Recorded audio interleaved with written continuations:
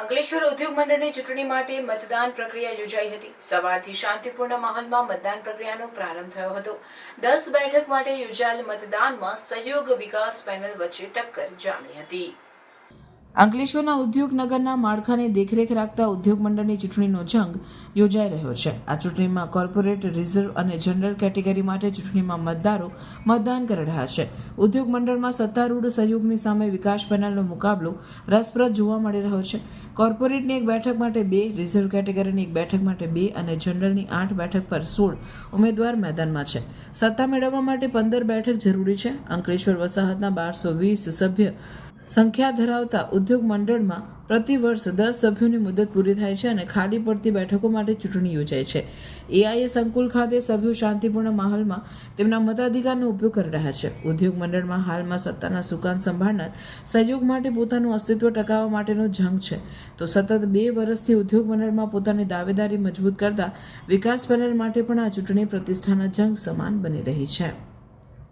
Ankleshwar industries એસોસિએશનની management કમિટીની ચૂંટણી 2025 આજ રોજ સવારે 8 વાગે મતદાન શરૂ થયેલ હતું, જે બપોરે 3 વાગે મતદાન પૂર્ણ થયેલ છે। ટોટલ મતદારોની સંખ્યા 1220 હતી, તેમાંથી 1057 વોટર્સે મતદાન કરેલું છે, એટલે કે ટોટલ 86.63% મતદાન થયેલું છે। હવે કલાક પછી મતગણતરી ચાલુ થશે। મતદાન ખૂબ જ શાંતિપૂર્ણ સહયોગથી પૂર્ણ થયેલ છે।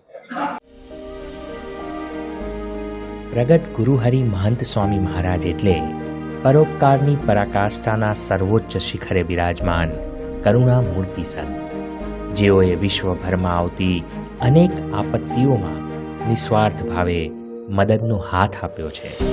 કોરોના જેવી વૈશ્વિક મહામારીમાં થયેલ સેવાનો મહાયજ્ઞ હોય કે પછી રશિયા-યુક્રેન યુદ્ધમાં ફસાયેલા વિદ્યાર્થીઓને અપાયેલી હૂંફભરી રાહત હોય કે પછી પૂર, વાવાઝોડું, ભૂકંપ જેવી કુદરતી આપદાઓમાં પહોંચતી માનવીય સહાય હોય, મહંત સ્વામી મહારાજ એટલે આદિવાસી ભાઈઓના જીવનમાં ઉત્કર્ષનો સૂર્યોદય કરનાર સંત।